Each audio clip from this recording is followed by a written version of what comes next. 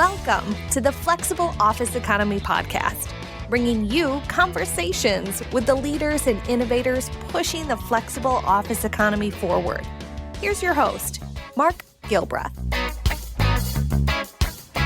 This is the Flexible Office Economy, and I'm Mark Gilbreath. My guest today is Dan Tangherlini, the Chief Financial Officer of the Emerson Collective. Dan's career arc has spanned local and federal government and more recently private enterprise. Some notable waypoints for Dan, beginning with CFO for the DC Police Department, General Manager of the Washington Metro Area Transit Authority, something I was a frequent rider of in my youth, and then for 3 years during the Obama administration, Administrator of the GSA, which in practical terms means, Dan, you were likely overseeing the world's largest workplace. Welcome, Dan. It's great to have you with us today. Thanks, Mark. And I appreciate the introduction and the review of the resume. Between running Metro and having the chance to be the GSA administrator, I also served as the CFO of the Treasury Department in the global financial crisis. So you put all this stuff together. I was wondering what I was preparing for with this bizarre resume, and it feels like it's kind of today. Well, I just finished a college tour with my daughter Tallulah in final selections, but 2 weeks ago we were staying at the W Hotel across the street from your old office, looking out at the statue of Hamilton through the window in an eerily vacant cityscape. So what a phase shift in the last 2.5 months. I guess I have to say, welcome to work from anywhere, Dan. How's the water so far? It's so funny. I joined the Emerson Collective because I got tired from working from home. It seems like that fate is directing me to work from home again. While I was working at the GSA, one of the things we did was we had 100% of people sign up for a telework plan, including the administrator. I had my own telework plan. And the idea being was we really believed that between technology and an evolving demand for federal services, that space needed to be more fluid. And if you don't mind my stealing a brand name, maybe more liquid. Well, it's been 5 years since you left the GSA. Can we ask you to put your hat back on again? Sure. It's sitting nearby, my metaphorical GSA hat. And I hope no one who's currently working at GSA minds if I try it back on for the conversation. So every organization has its own culture. What will the GSA, PBS, Public Building Service sort of organizational reflex be to COVID? I presume, like most organizations, the majority of employees in the federal government are probably working from home or somewhere other than the federal workplace for the most part. How would you have responded? Were you still at the helm? How do you imagine they are reacting?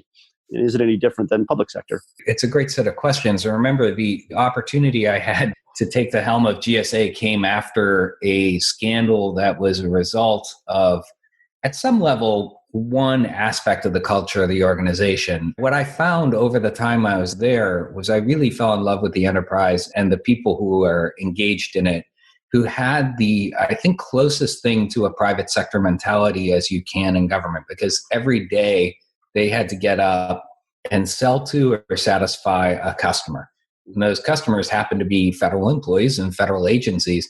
And to be perfectly honest, in a way, they're kind of the toughest customer because there was nothing that said they actually had to buy your product, right? And there was nothing in the form of motivation even to say save money, which always shocked me.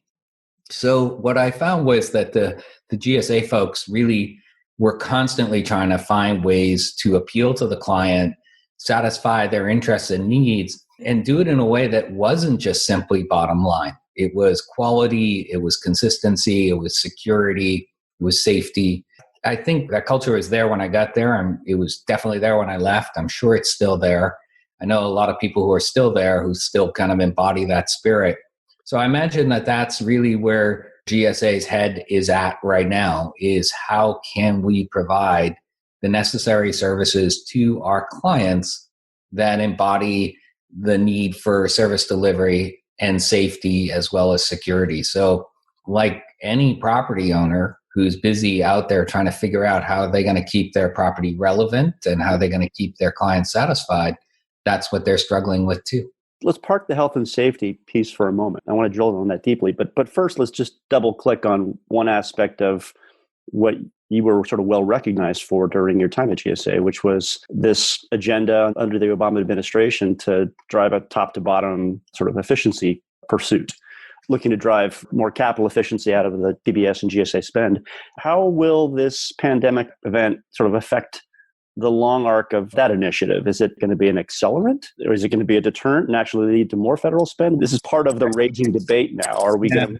It's not interesting if you don't ask questions like that. It's dangerous to try to answer them. I think the answer at some level is yes. I never found that the federal government acted in a monolithic way on anything. And so some agencies are going to awaken to the reality that a more fluid relationship to office space tied to enhanced technology, enhanced remote access, it's going to bring new people to that team. There are always going to be the intransigent. I wanted to go back to yesterday. People, I dealt with those every day in agencies who really felt the madman office layout was exactly the way the office should be laid out. That was actually pretty predominant. I remember I would show people around the GSA headquarters and show them our hot spacing and the more portable office that we provided folks. And the key to that was a laptop. And that was just mind-blowing to people that you would actually give and trust a federal employee with a laptop. I would often get the question, aren't they going to steal it?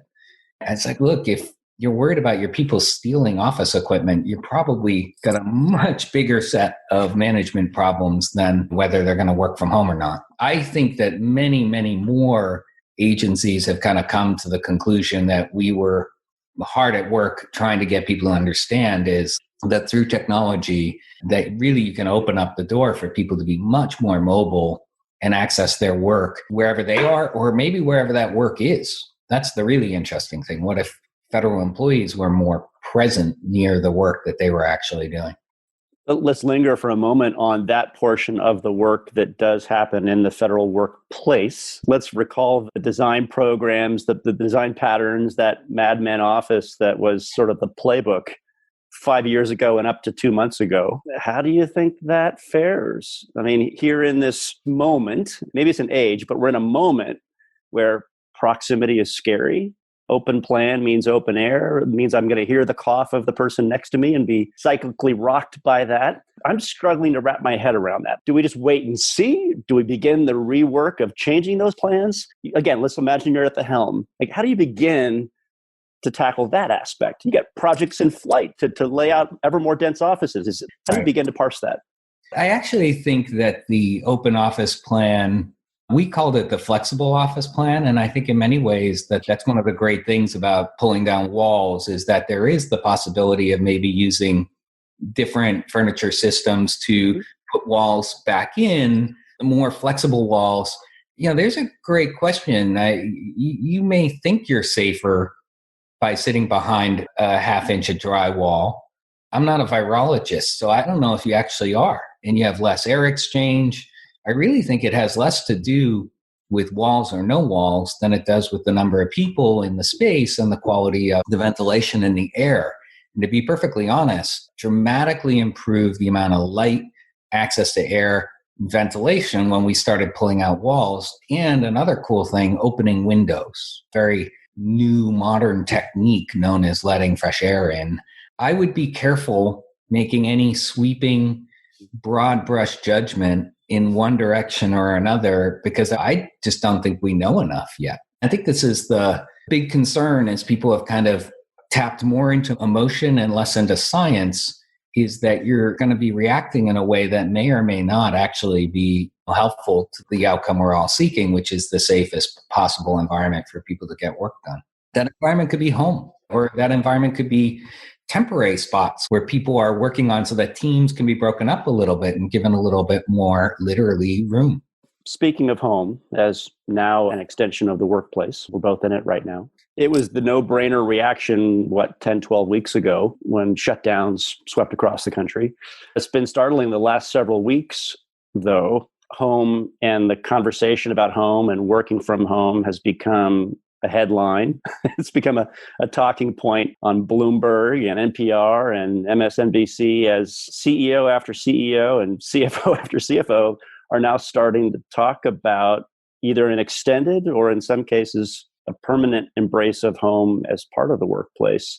And it's not just the left coast progressive companies, the Twitters and the Facebooks that have now sort of declared that home is going to be an eternal privilege. You got the likes of Morgan Stanley and Barclays and others that are talking about much less real estate. As a CFO and as a guy that owned a massive workplace, how surprised are you by that wave of embrace for distributed or telework or home? As a CFO, I was not surprised. Yeah. It was part of my motivation, frankly, at GSA and certainly at the Treasury Department, where I tried to create more mobility for the workforce there too, but we ran into data security issues. That was at least the ultimate excuse for not doing more of it. I think what you've seen is a lot of progress on the data security front. And frankly, a realization that you may not be as safe and secure in the office environment as you thought you were anyway. It's a lot about training. It's a lot about data hygiene, and that can happen as well in people's homes as it can in their place of work. 5 years ago, did the data argument feel like a legitimate resistance or a legitimate reason to go slower on the initiatives you were championing, or did it just feel like kind of the institutional antibody attacking a foreign idea? It definitely was the latter. I showed in this one particular meeting, I showed our senior security officer an ad from one of the government serving technology magazines about Wi-Fi data in the military theater. And I was like, look, if we can keep these guys safe while they're doing the most dangerous job in the world, I imagine there's some lesson we can use to keep ourselves safe. As the CIO of the agency pointed out, look, the minute you hook up to the internet, you've already invited in the problems. So saying I'm going to build this moat around the place is ignoring the fact that we let people walk out with, at the time, BlackBerries. All their email was going through public communications networks and then through a back end, which you tried to keep safe. So I think for the most part, it was, and I've seen this a lot in government, where people fear the decision that could be traced back to a problem. The status quo may be terrible, but it's a status quo that was built from a bunch of decisions that frequently preceded the person whose job it is to protect the system. And so they're going to say, look, my risk profile, my risk exposure is enough. I don't want to make any more decisions that extend that risk a little more, and particularly extend the accountability back to me. It feels different now, though, when you've got James Gorman, the CEO of Morgan Stanley, on Bloomberg saying, clearly, we will need much less real estate. Mm-hmm. When you've got Mark Zuckerberg coming out and saying 50% of our employees in 5 to 10 years will likely be working from home or distributed. It just feels that this debate about what should workplace be, where should it be, it's moved beyond the academic argument between the evangelists of telework and the bureaucrats defending the institution. Like, it does feel like it's gone up a level, and it feels like there are some bigger levers acting on that fulcrum of how we did it. I think that my comment about the person whose job it is to somehow guard the current status quo, that isn't always a lower or mid-level person. That's oftentimes the CEO. Yeah. They're like, look, I'm only here for, in the case of a government appointee, 2 to 3 years. In a case of a CEO, 5 to 7 years. They don't want to be the person who took on the harebrained idea of sending everyone home with a laptop and cutting the real estate in half, because you might get 1 quarter's worth of bump out of it on the market. But if you had some giant data breach that someone said, oh, it's because, or productivity fell through the floor, and it says, oh, because you gave everyone a laptop and sent them home, that's going to wipe out everything. So the answer is, nah, that's not a place I want to focus. It's almost until you get a pandemic when it's actually dangerous at some level to be in the office, when people are like, let's think about the office. It's a pipe and wire thing. It's a plumbing thing. If it works, leave it alone. The only decision that generally folks want to make when they're in a position like that involving real estate is when you're buying a new headquarters, when somehow you've convinced the board that that's a way of projecting power. And so that's when they get excited. Otherwise, most people like, just try to keep that as far away from me as possible. And I personally think that at some level, that's a shame. The organizations are run by those operations, and those operations have components like space and technology. It's like a car or a big ship. If you're a captain, I guess you could go up to the helm of the big ship, never visit the engine room, and you can probably get across the ocean a few times safely. But if you really, really want to get to know your ship and know what it can do, and then you've got to really walk all around it and care about what the age of that power plant is. I think in government in particular, you have a lot of people who, if they've ever made it down to the boiler room, they say to themselves, I'm never going back in there if I can help it again. That's not why I went through the confirmation process, to worry about a 7-year plan for restructuring office space. And so that's, I think, the ultimate challenge that you face when you're dealing with these big institutions and making a change like this. It does seem like there are reflections of 2008 and the global financial crisis in what's in play now, in that it was at that time when top line revenues were compressed enough that there was a round of CFOs and CEOs acting on portfolio reduction to get cost reductions. Right? You got to make earnings. Top line's not growing. We'll work on real estate. And most big companies saw some level of compression.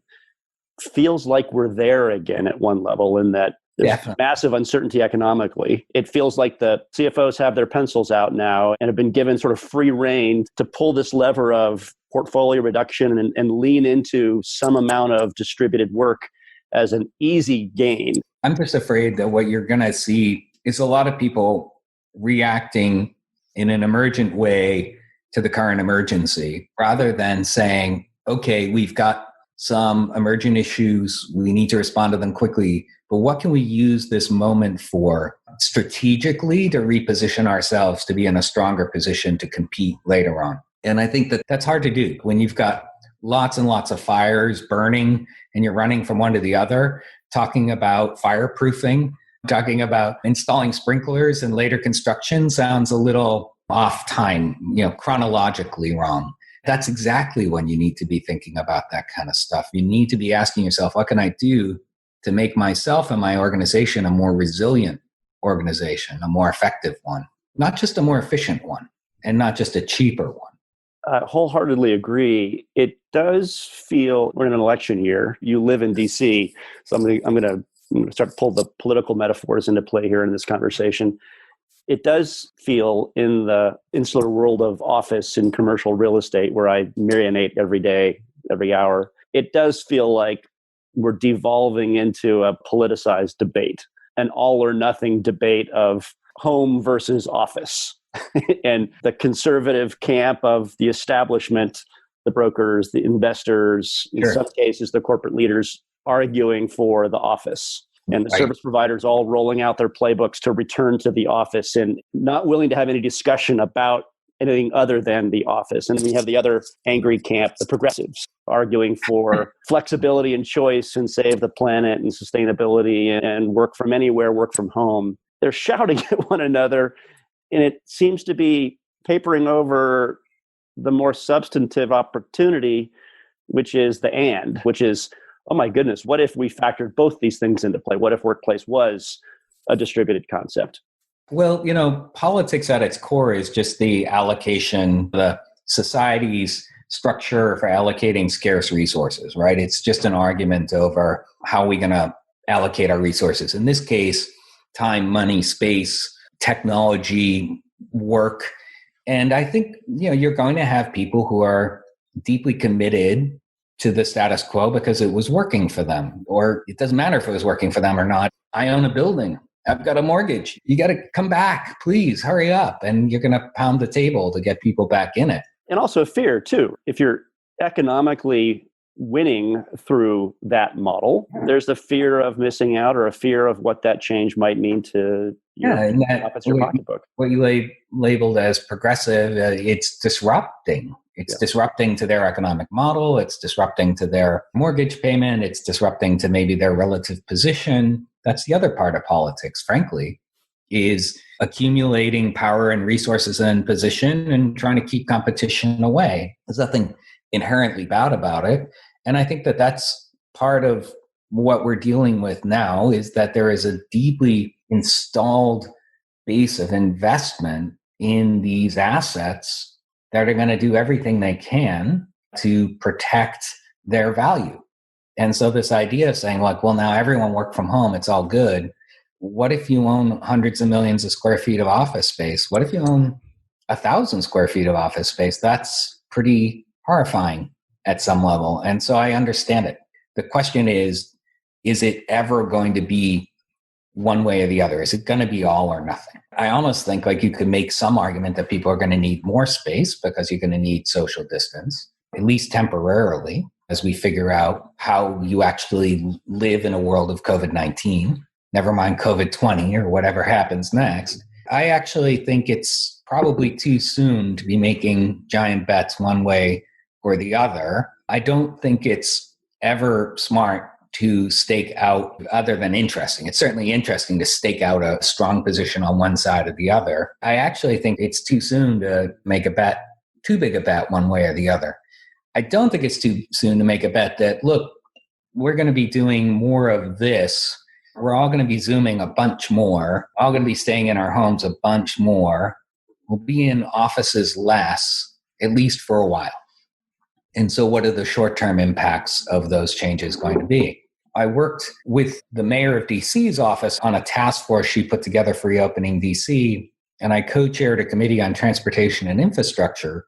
There's some pretty interesting and powerful and scary concerns about what the transportation network is going to be like when and if a bunch of people try to go back to what they were doing, say, back in January or February. Because in many cities like Washington, D.C., it was already beyond capacity. And so you take out a big chunk of the percentage of capacity of mass transit, which has happened. What happens then to the roads? No one was building roads for the last month or two, and that wouldn't necessarily be a great idea either. So I think that there's still a bunch of probing and failing and testing and annoyance and frustration that's going to happen. It's so ironic, just on that mass transit front, it's so ironic, at least it seems to me, and this might be an overly simplistic perspective, but ironic that those cities like DC and New York that have, at least in North American standards, the better mass transit systems. You may hate them, but you use them. I mean, they're beloved in the sense that it's a part of your daily life.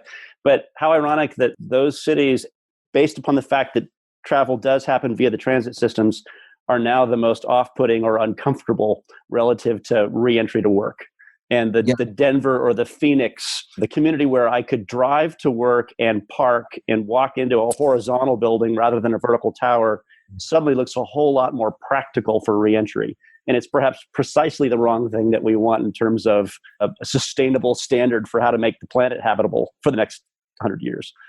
And anyone who feels too comfortable about that kind of approach should Google around a little bit, because there was an article that came out where a data scientist tried to link actually the New York subway to the distribution of the virus. And that got countered by a number of other data scientists that actually, one particular one, said, look, it's a dangerous correlation problem the person was doing, and they could show that you could correlate data more closely to car commuting for spread of the virus than transit commuting.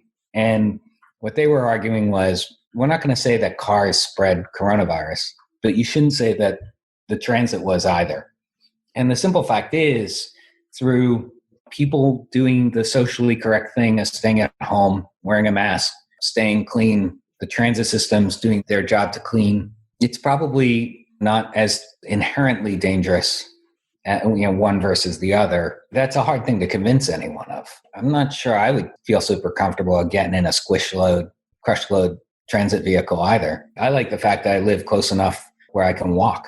That's the ultimate. That's the real winner, frankly. There's so many layers to this challenge as we start to think about reentry. I mean, there's how do I get to work? Is it in my Prius or is it in the squish load BART train or MTA bus? And then, of course, there's I arrive at work. Am I walking through my own door or am I squeezing into a shared door? And am I then queuing to get into an elevator to go up 30 floors? Or am I able to walk without any interaction to walk up desk? So it's overwhelming in the face of not really knowing the epidemiology that well yet to contemplate confidently back into these environments that we've left behind for 2 months. And that's where improved testing and even office-based means of, like temperature checking, and then rewiring the workaholic American office worker from the idea that going in sick is playing hurt and that's honorable. We have this weird relationship in this country to sick leave. Oddly enough, it's like sick leave is considered a benefit rather than a basic need or right in the workplace. And so what we're doing is encouraging people to come to the office sick. Sometimes we're making them do it. Let's venture into this topic of health and safety. You've got a wonderful podcast that you do with Danny Werfel called Govt, actually. Encourage folks to look it up. You might double listenership to 20. It might double to 20 or 24 even. Your last episode, you had on Cass Sustain from Harvard, and I think former OMB guy. He ran the Office of Information and Regulatory Affairs, the most powerful office in the government that no one knows about. And very much a deep thinker. And you and Danny and Cass were getting into some heavy stuff. I mean, the economics of the value of a human life. It was grounding and also terrifying to hear Cass talk about it as plain spokenly as he did. But he shared that the value of a human life in economic terms at the federal policy level is now $10 million. As a function of the willingness of an individual to put themselves into an environment of risk. With our corporate campuses shut down right now, and brokers and service providers and corporate real estate leaders now rolling out their playbooks for re-entry and trying to recast that environment to make it feel safe. How much should we expect companies to spend to remove the statistical risk of COVID mortality? And we'll go deeper into whether that should be regulated or not. But just as a starting point, like, what do you think the prudent CFO workplace exec mindset should be as it relates to this invisible threat that's out there presently? I think that's a really great question, because the only answer I can come up with right now is I don't know. And the answer is, the reason why is I don't know if the science is clear enough about what are the interactions, what are the steps you should be taking. Now, that's not a satisfying answer for most tenants, and frankly, for most landlords. Most landlords are going to say, look, I don't know if it works or not, but this is what other people are doing, so I'm going to do it so I can maintain the competitive advantage and send a signal to the tenant that I care deeply about their health and safety. Post 9/11, there was a term that came up that was kind of invented for people throwing spaghetti at the wall in terms of security, just to try to demonstrate empathy, their passion, their focus, or empathy. It's called security theater. And the idea is to show people that there's something happening, and behind it, there was not much science at all. Sometimes there was science that showed that was actually harmful. The big planters that got put out in front of a bunch of buildings, there were a number of ballistics tests done on certain ones of them that showed they could turn into shrapnel. They could actually be more dangerous. The Jersey barriers, the highway walls were lethal as a bomb defense. People liked seeing them. They felt the optics sold. The optics sold. And so I think you're going to see a number of investments made around those kind of optics, just to send a signal to people, we care. I see the arguments for those investments being made. I see it in every playbook that's being crafted by architecture firm, facilities management service provider. And honestly, I think they're well-intentioned in the sense that those that wrote them, I think, are trying to be as thoughtful as they can. Though up at the strategic level, it does feel a bit like theater. If that theater really is coming from a place of empathy, here's my beef. I don't hear the conversation yet much about the mindset of the employee. What I see is playbook after playbook about come back to the office. It's almost a foregone conclusion. We're making it safe. You will re-enter. And not much discussion or debate even about, will the employee want to? And what will the psychic burden be? There's going to be PTSD, I would think, as people step beyond their homes. And that's not me arguing for the death of the office. My feelings are quite the opposite. I don't hear the individual and their experience being factored into the overall equation. I think it depends on who you're talking to and when. My organization, just as an individual example, and I'll pat it on the back in the sense that, say, I hear that a lot from our organization, that, look, we want to reopen the office and open it for those who can go and want to go. And the can go includes, people with childcare issues. Some of the people who want to get back to the office the most are the ones who won't be able to, because they've got toddlers at home and there's no daycare. Just seeing the gyration some of them go through to try to stay on an hour and a half long Zoom call without China syndrome happening, without Chernobyl happening in their metaphorical Chernobyl happening in their house. It's really impressive. The work at home thing is productive for a sliver of folks who have the privilege of a quiet space, enough space, really high quality internet, and not a lot of distractions like little kids, or in my case, the COVID puppy. Probably poorly timed pandemic puppy. Yeah, pandemic puppy. Given that most are going to want something other than home, at least part of the time, I think a lot of the surveying and the data suggests that there is going to be a much larger home population some of the time, and a meaningful one that's going to be all the time. But many are going to need home, something other than home much of the time. Those individuals that, whether it's 1 day a week or 5 days a week, that they're going to venture back to something other than home, they're going to need a clarity of expectation around the safety of that environment and the safety of getting there, whether that's by their own vehicle or mass transit. How do we achieve a clarity and a confidence of expectation for, this is a two-part question, I'll ask it for the employees first. Like, how do we go about that? What should the establishment do to achieve that peace of mind for the employees? Is it the theater? Is that the play? I actually think it does come back to an issue then of public policy. I think the Center for Disease Control, the CDC, was created for just frankly this reason, to have a national level accumulator of expertise and the best science to try to provide them the highest quality and consistent guidance that then state public health authorities can distribute and modulate for the cultural and social and economic and geographic differences of each state. That actually could be the source of a confident path back. The problem is, getting back to your political statement, that place of certainty, of unbiased, should find unbiased certainty in fact, has been politicized because sometimes it's an inconvenient, to steal Al Gore's phrase, it's an inconvenient truth that reopening everything today might actually be deeply dangerous. It's deeply dangerous for the economy to stay closed. I get that. But it's going to be really, really, really bad for the economy if we have a giant wave 2 that scares the heck out of everyone and no one has anywhere to turn to for any information that they think is true. And this is why the post-fact world, or the alternate fact world, is so perilously dangerous to actually protecting those assets and the status quo. This is what is mind-blowing to me, is that actually the people who have the most at stake financially for having some kind of clarity don't seem to be recognizing that value, and they're more trading on the moment. So the CDC has been, could yet again be, should be the source of that guidance.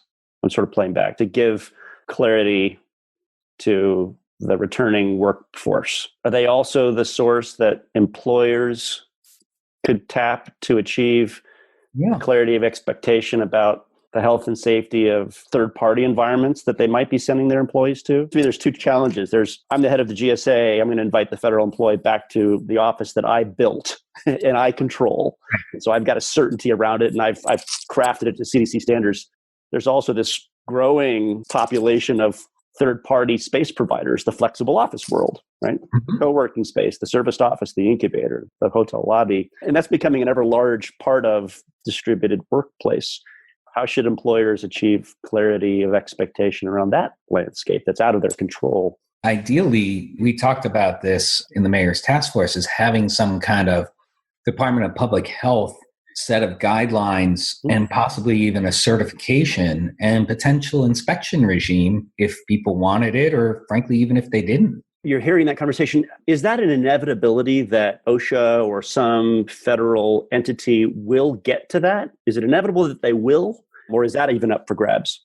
I think that's completely up for grabs, because OSHA has been vilified as the personification of runaway regulation. Make my business more expensive to run. Exactly right. So that's what I'll shamelessly plug the Govt Actually podcast, but go back and listen. The regulations actually come from deep scientific analysis of data And they're actually argued over the cost of the regulation versus the benefit. And the ultimate benefit measurement is in human lives. If a set of workplace guidelines or even a standard to follow was to come from a federal apparatus, would it be OSHA?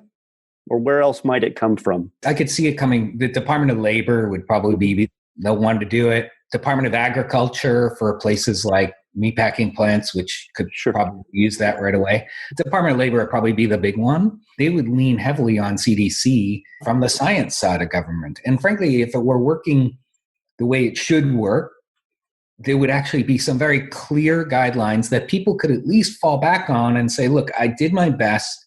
I applied the rules that the best, hardest working people came up with in a very public process that measured costs and benefits. And if it didn't work, at least you could say, I tried my hardest.